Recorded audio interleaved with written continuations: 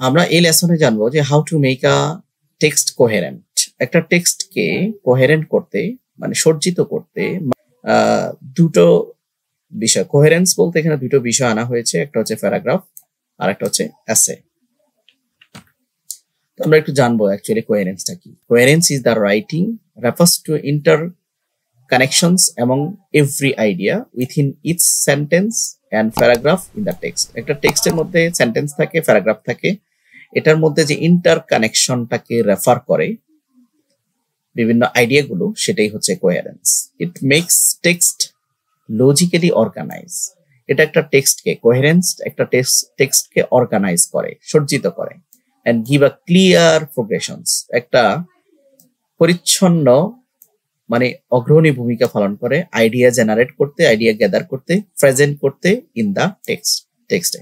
So the reader can easily follow the line arguments of writer, যাতে একজন পাঠক তার যে সে তার লেখার ফ্লো গুলা ধরতে পারে এবং বিভিন্ন লেখকের আর্গুমেন্টটা বুঝতে পারে। Coherence of the text mostly depends on your planning. একটা টেক্সটের কোহেরেন্স নির্ভর করে তোমার প্ল্যানিং এর উপর বিফোর রাইটিং দ্য টেক্সট, ওটা অবশ্যই লেখার আগে। টু মেক টেক্সট কোহেরেন্ট, একটা টেক্সটকে কোহেরেন্ট করতে হলে ফার্স্টলি প্রথমত you need to choose and select idea. তোমাকে যে কোনো একটা আইডিয়া চিন্তা করতে হবে।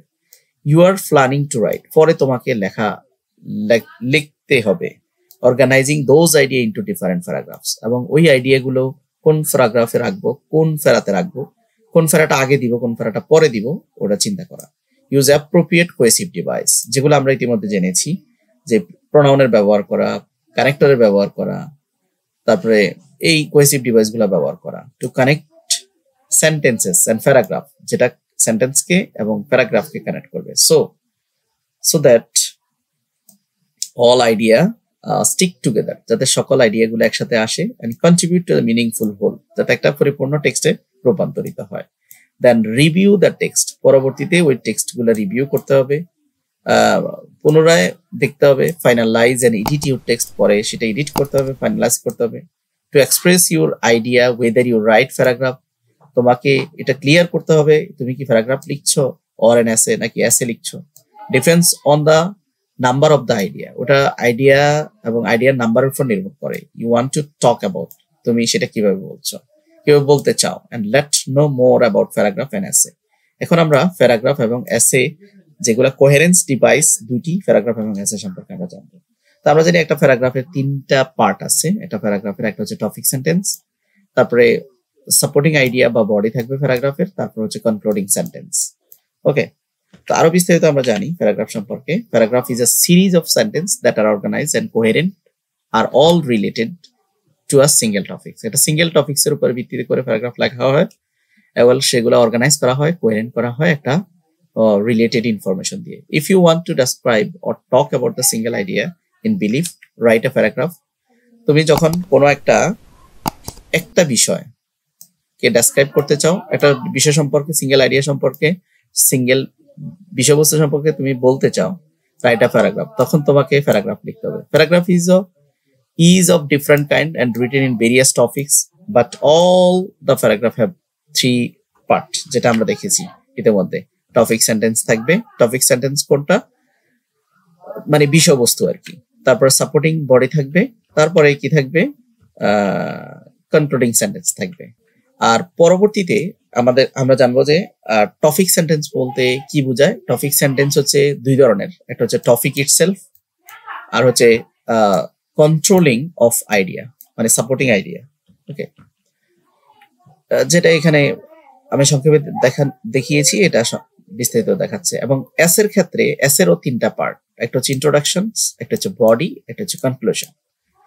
তো এসে is a feature of writing, এটা এমন একটা লেখার ধরন, কনসিভ সামন or something to inform reader about the particular topics, কোন নির্ধারিত টপিক সম্পর্কে বিভিন্ন ভাবে রিডারকে ইনফর্ম করা।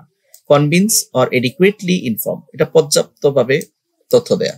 Easy must include several important component to make it flow logical way.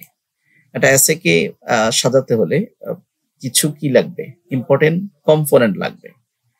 Sequence লাগবে। এন্ড এসে refers to long organise into paragraph, মানে paragraph থেকে এসেটা লম্বা হবে। In essay we use different paragraph, বিভিন্ন প্যারাগ্রাফ আমরা ব্যবহার করি টু রাইট ভেরিয়াস আইডিয়া, বিভিন্ন আইডিয়া লেখার জন্য। And every paragraph has its own purpose, এবং প্রত্যেকটা প্যারাগ্রাফ কিন্তু একটা উদ্দেশ্যেই কি করা হয়, হ্যাজ ইটস ওন পারপোজ, নিজস্ব উদ্দেশ্যে ব্যবহার করা হয়। এন্ড কানেক্ট প্যারাগ্রাফ, প্রত্যেকটা প্যারাগ্রাফকে কানেক্ট করে কি করে, ইউজ কানেক্টর ব্যবহার করে। At the beginning, so, such as, after that, beside, furthermore, in conclusion, many more. Similar to paragraph, essay also have the following three parts, যেটা essay কে তিনটা পার্টে বিভক্ত করা হয়েছে, যেটা আমরা কিছুক্ষণ আগে দেখিয়েছি।